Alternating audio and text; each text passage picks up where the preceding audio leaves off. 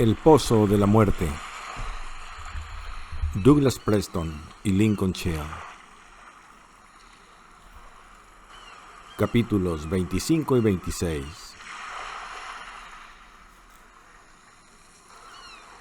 Cuando estaban llegando a la zona más alta de la isla,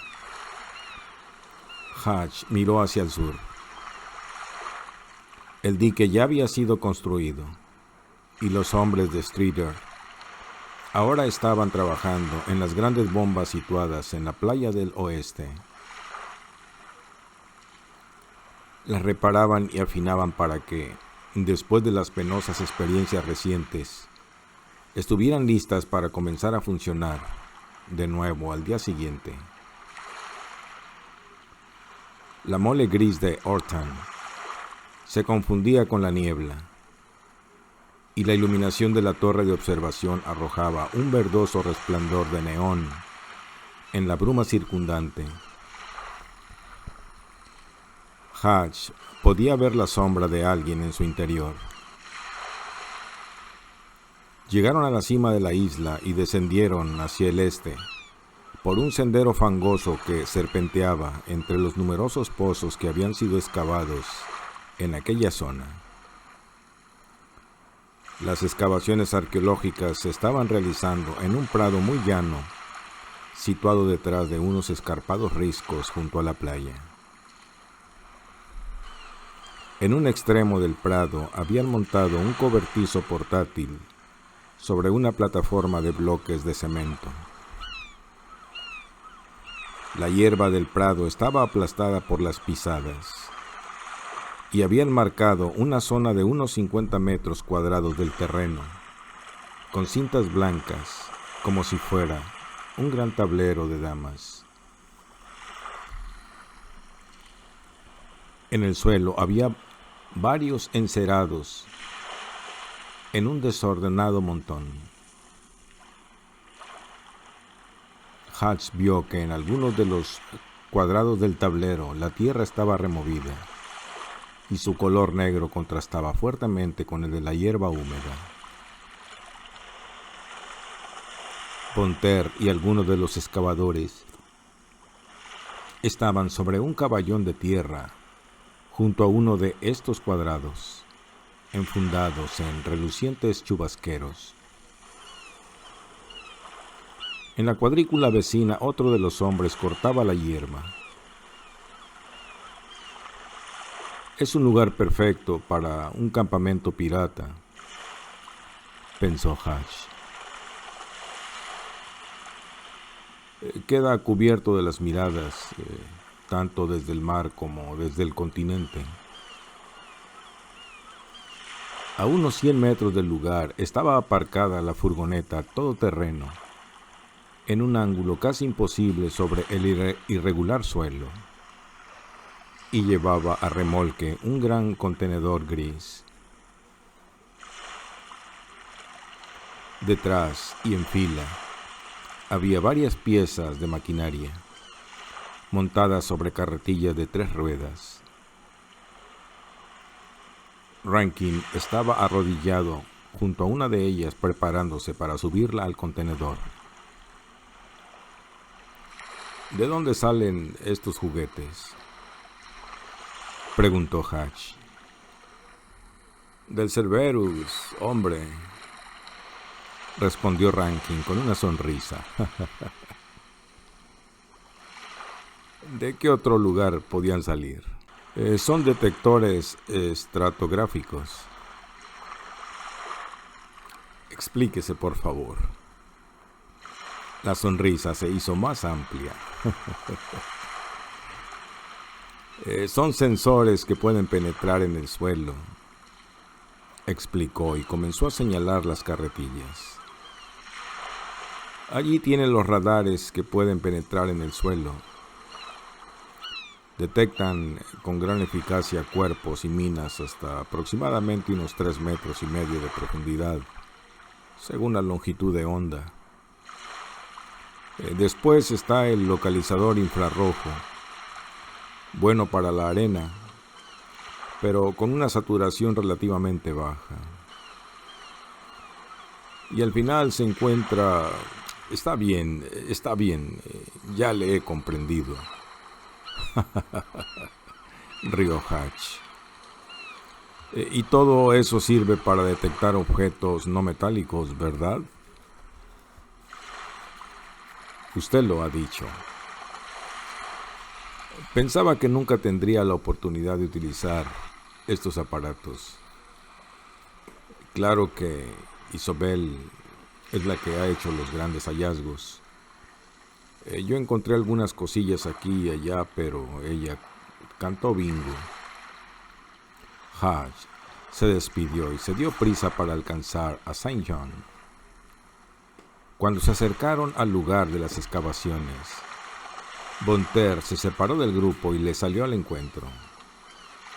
Mientras iba hacia ellos, la joven se metió un pequeño pico en el cinturón y se limpió el barro de las manos en el trasero. Llevaba el pelo sujeto en una coleta y tenía el rostro y los brazos sucios de tierra.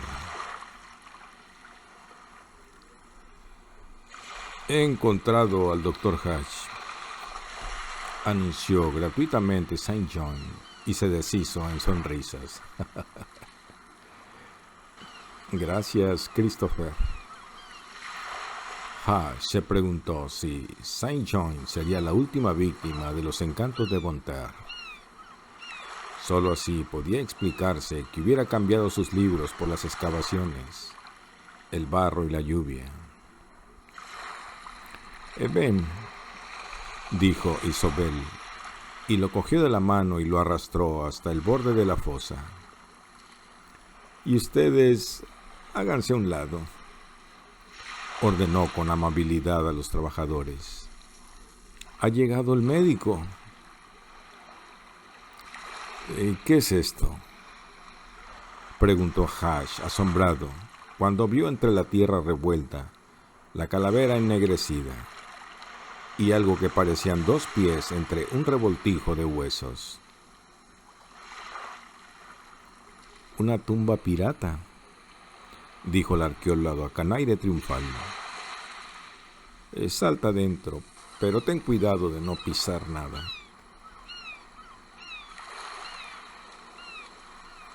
De manera que este es el paciente. Hatch se metió en la fosa y examinó primero la calavera y luego los demás huesos. Aunque debería decir los pacientes. ¿Barton? Hatch la miró. A menos que este pirata tuviera 2 pies derechos, aquí hay 2 esqueletos. ¿2? Eso está Benjamin bien, exclamó Von Terr aplaudiendo. ¿Fueron asesinados?, preguntó Hatch. Monsieur le Docteur, eso tiene que decirlo usted. Hatch se agachó y examinó los huesos de cerca. Encima de una pelvis había una hebilla de bronce, y sobre los restos de un tórax se veían varios botones de metal y unos deshilachados cordoncillos de oro. Hatch golpeó suavemente la calavera, cuidando de no moverla de su nicho. Estaba vuelta hacia un costado, la boca abierta. No había ninguna patología evidente. No se veían orificios de balas de mosquetes, o huesos rotos, o marcas de cuchillo, u otros indicios de violencia. Mientras no hubieran terminado la excavación y se pudieran trasladar los huesos, no sabría con seguridad qué había matado al pirata. Por otra parte, estaba claro que había sido enterrado apresuradamente, e incluso puede que arrojado a la fosa. Los brazos estaban torcidos, la cabeza vuelta hacia un lado y las piernas dobladas. Se preguntó si los restos del segundo esqueleto yacían debajo y de repente un destello dorado cerca de uno de los pies le llamó la atención. ¿Qué es esto?, preguntó. En el suelo, junto a una de las tibias del esqueleto, había incrustada una masa compacta de moneda de oro y una gran piedra preciosa tallada. Habían quitado apenas la tierra que la cubría, sin extraer el pequeño tesoro. Von Ter rió.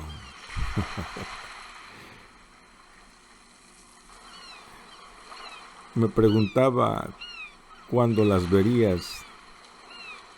Creo que el caballero escondía su bolsa en la boca.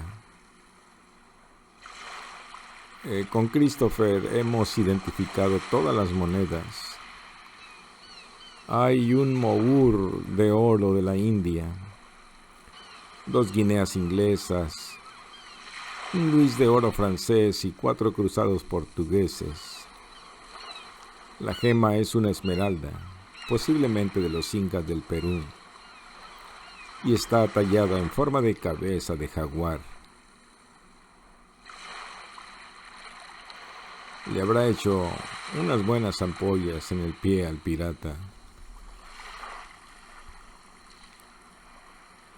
Así que por fin tenemos ante nosotros parte del tesoro de la isla Ratchet, dijo Hash en voz baja.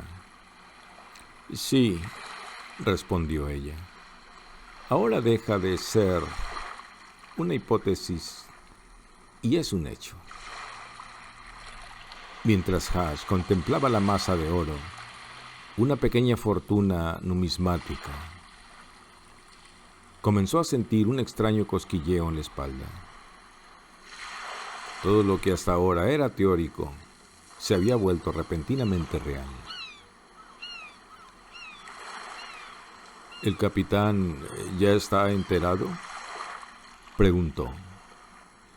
Todavía no. Ven, ¿qué hay más para ver?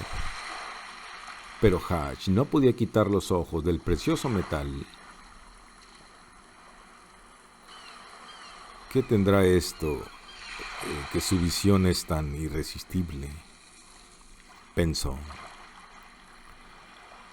Había algo casi atávico en la reacción de los seres humanos ante el oro. Hizo un esfuerzo para no pensar más en el tesoro y salió de la fosa.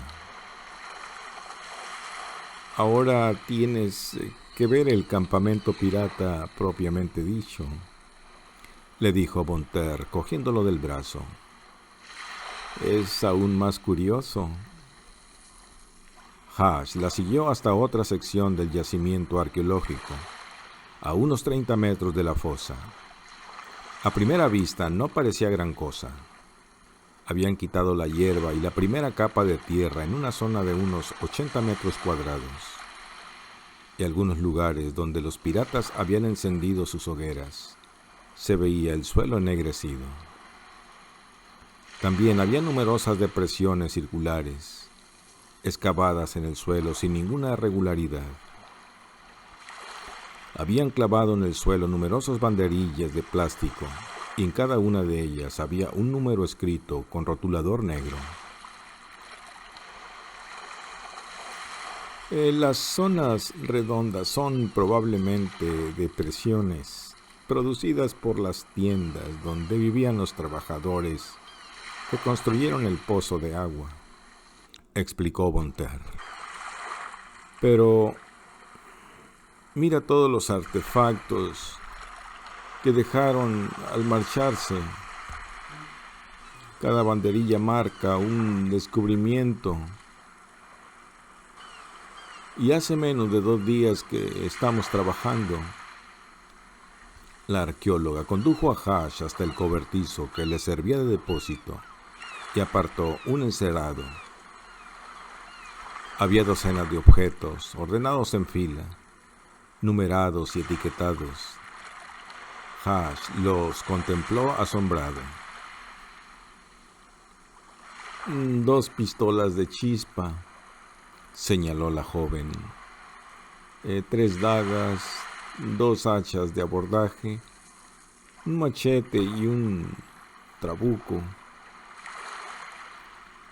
un casco de metralla, varias bolsas de balas de mosquete y otra hacha de abordaje, una docena de ochavos, varios objetos de plata, una carta de navegación y una docena de clavos de barco de 25 centímetros de largo. Nunca había encontrado tantas cosas y en tan poco tiempo.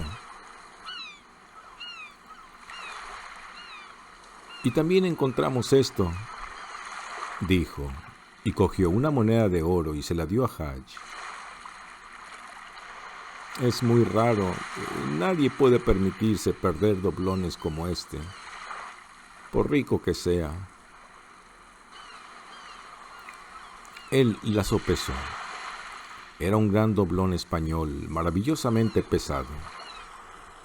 El oro brillaba como si la moneda hubiera sido acuñada la semana antes, y en una de las caras llevaba grabada una pesada cruz de Jerusalén, entrelazada con el león y el castillo que simbolizaban los reinos de León y de Castilla. En el canto había grabada una inscripción: Philippus IV Dei Grat. Sintió que el frío metal se entibiaba en su mano y que su corazón latía más deprisa. «He aquí otro misterio», dijo Bontar. En el siglo XVII, los marineros nunca enterraban a los muertos con todas sus ropas. Era demasiado valiosa para desperdiciarlas de esa manera. Y si excepcionalmente se enterraba a alguien vestido, antes se le registraría, ¿no te parece?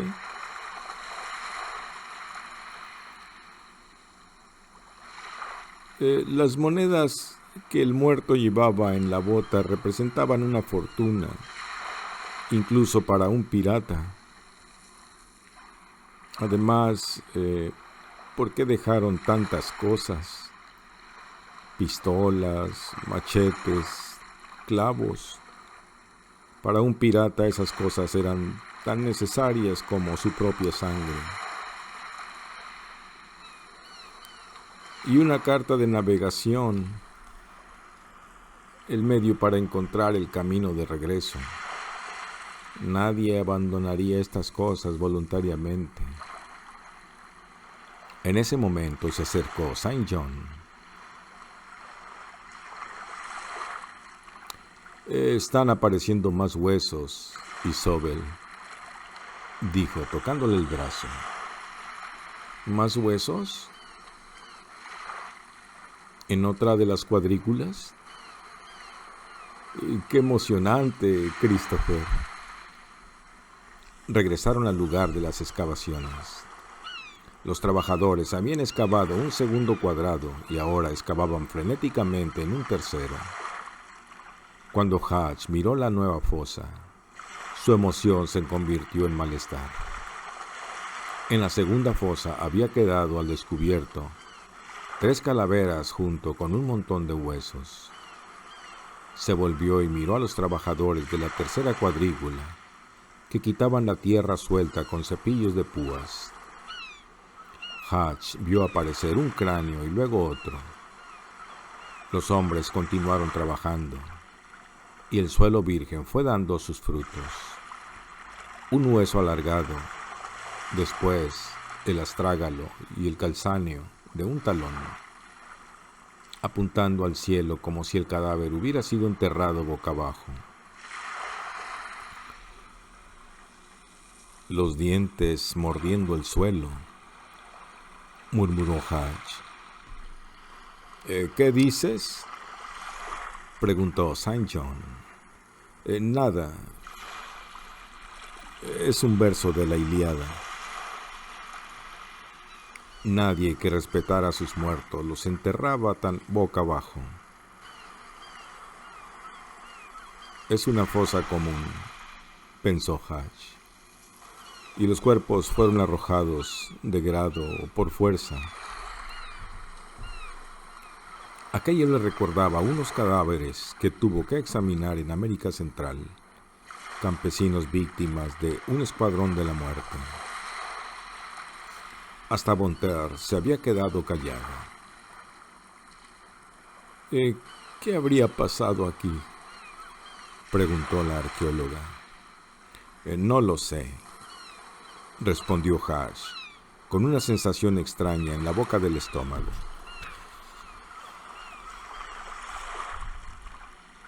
No parece haber signos de violencia en los huesos. En ocasiones la violencia deja huellas muy sutiles, replicó Hatch. Pueden haber muerto a causa de una epidemia o de hambre. Tal vez un estudio de los restos nos ayude a encontrar la respuesta. Grandes cantidades de huesos iban quedando al descubierto. En algunos lugares había hasta 3 esqueletos apilados uno encima de otro, y la llovizna empapaba los podridos jirones de sus ropas. ¿Tú podrás examinarlos?, preguntó Bonter. Hatch, de pie al borde de la tumba, tardó en contestarle.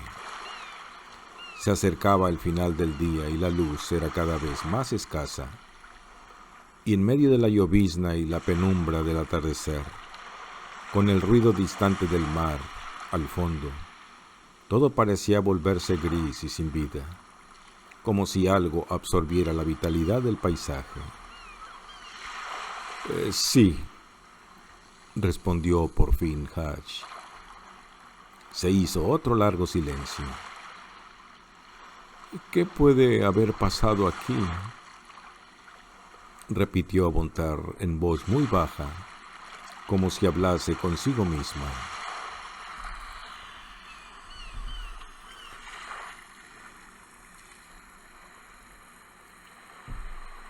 Al alba del día siguiente, los miembros de Thalassa de más rango se reunieron en la timonera del Griffin. Había un clima muy diferente al desaliento que había reinado en la reunión posterior al accidente de Kempfield. Hoy había electricidad en el aire, una suerte de contenida expectación. En una punta de la mesa, Bonter hablaba con Strider sobre el transporte de los hallazgos de la excavación al depósito, y el resto del equipo directivo escuchaba en silencio. En el otro extremo, Wobner, más despeinado y desasiado que nunca, le hablaba a Saint John en voz muy baja, pero con entusiasmo, y puntuaba sus frases moviendo frenéticamente una mano. Neidelman, como era su costumbre, permanecía en sus habitaciones, invisible hasta que todos los convocados se hallaran presentes. Hatch se sirvió una taza de café y un donuts inmenso y se sentó al lado de Rankin. La puerta de la timonera se abrió y Neidelman hizo su aparición. Hatch advirtió que el estado de ánimo del capitán era similar al de los demás asistentes a la reunión.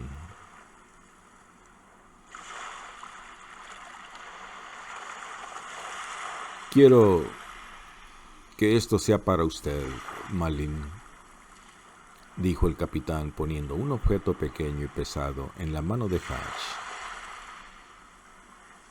Este vio sorprendido que era el doblón de oro que Bonter había encontrado el día antes.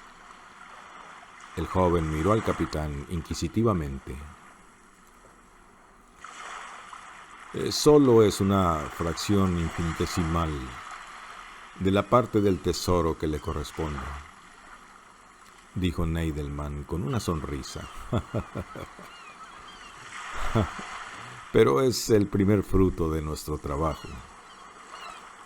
He querido manifestarle así nuestro agradecimiento por la difícil elección que tuvo que hacer. Hatch le dio las gracias y guardó la moneda en el bolsillo. Se sentía muy incómodo cuando volvió a su asiento en la mesa.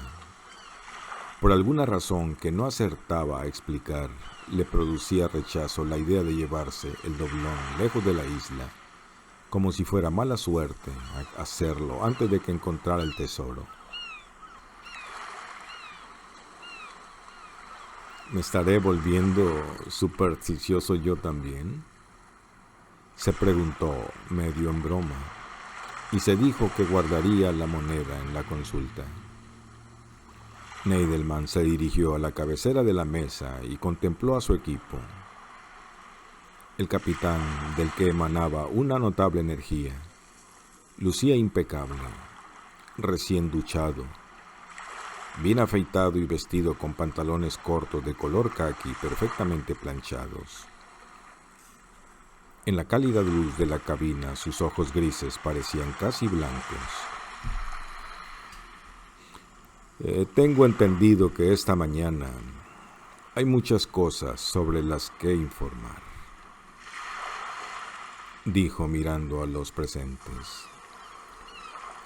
Doctora Magnussen, comienza usted.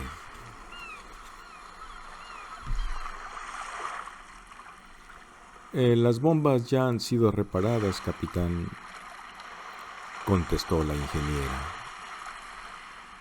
Hemos puesto sensores adicionales en algunos pozos secundarios y también dentro del dique para poder controlar la profundidad del agua cuando vaciemos el pozo. Neidelman hizo un gesto asintiendo y su mirada penetrante cambió de dirección. Señor Strider, el dique está terminado. Las pruebas de estabilidad e integridad estructural han resultado satisfactorias. El gancho está en su lugar y en el Cerberus hay un equipo de excavadores esperando mis instrucciones. Excelente. Neidelman miró al equipo formado por el historiador y el programador. Caballeros, tengo entendido que poseen noticias de una naturaleza muy diferente. Ciertamente, capitán, ciertamente, comenzó Saint John. Chris, muchacho, deja que yo me ocupe de esto, lo interrumpió Wobner. Hemos vencido al segundo código. Se oyó un suspiro en toda la mesa. Hash se inclinó hacia adelante y apretó involuntariamente los brazos del sillón. ¿Y qué dice?, preguntó impulsivamente Bonter. He dicho que lo hemos vencido, no que lo hubiéramos descifrado, respondió Wobner. Encontramos secuencias de letras que se repetían y programamos una hoja de contacto electrónica. Hemos descifrado una cantidad suficiente de palabras que también aparecen en la primera parte del diario como para darnos cuenta de que estamos en el buen camino. ¿Y eso es todo?, dijo Bonter y se reclinó en la silla. ¿Qué quiere decir?, protestó Wobner. Hemos dado el paso más importante. Ahora sabemos que es un código polialfabético y que utiliza entre 5 y 15 alfabetos cifrados. Cuando averigüemos el número exacto, solo será cuestión de poner a trabajar el ordenador. Y con un análisis de palabras probables sabremos lo que dice la segunda parte del diario en cuestión de horas. ¿Un código polialfabético?, repitió Hatch. Esa ha sido la hipótesis de Christopher desde el principio, ¿verdad? La frase provocó una mirada de agradecimiento de Saint John y otra más torva de Wobner. ¿Y los programas para las escaleras extensibles? He comprobado un duplicado del programa en el ordenador del Cerberus, respondió Wobner, apartándose un lacio mechón de pelo. Todo va sobre ruedas. Claro que todavía no estamos trabajando en el pozo de agua, terminó con un gesto significativo. Muy bien. Neidelman se puso de pie y caminó hasta la ventana delantera de la cabina, y una vez allí se volvió para mirar al grupo. Creo que no necesito añadir mucho más. Todo está listo. A las 10 en punto empezarán a funcionar las bombas y empezaremos a vaciar el pozo de agua.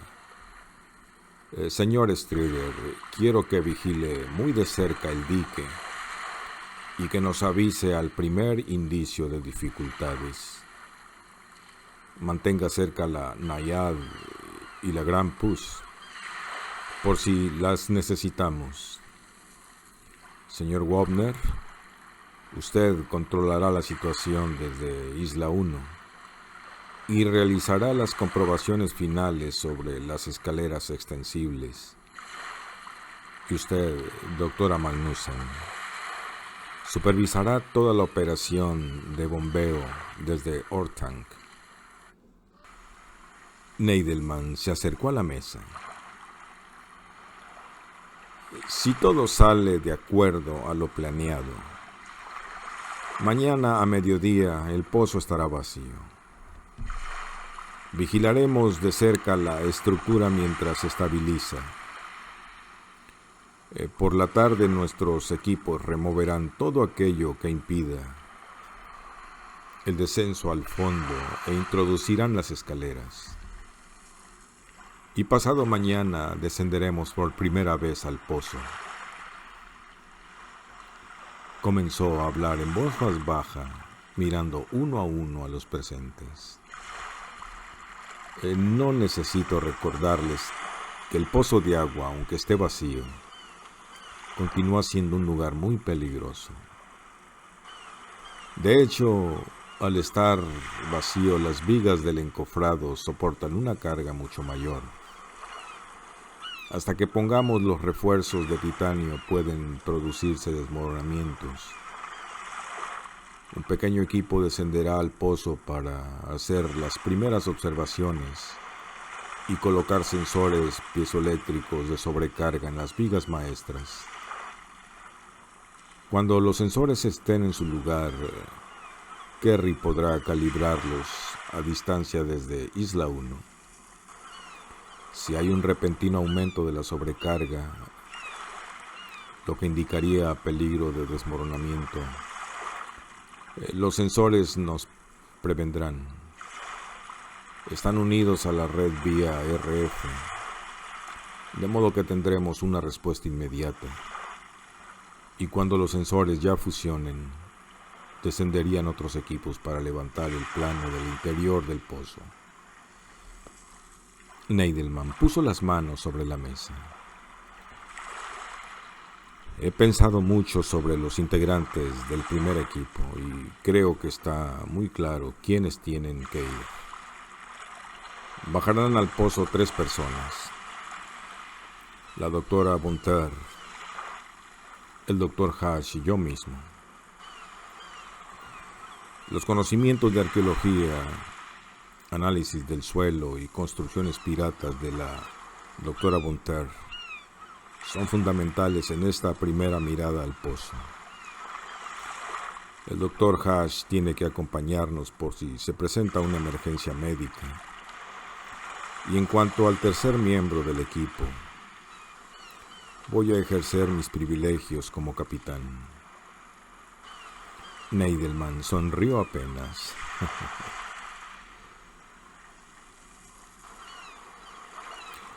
Ya sé que la mayoría de vosotros, por no decir todos, está ansiosa por ver qué nos espera. Lo comprendo perfectamente. Y les prometo que en los próximos días todos tendrán la oportunidad de conocer muy bien, demasiado bien, sin duda, la creación de Macallan. ¿Alguna otra pregunta, señores? Nadie dijo nada. Muy bien, dijo el capitán. En ese caso, caballeros, pongamos manos a la obra.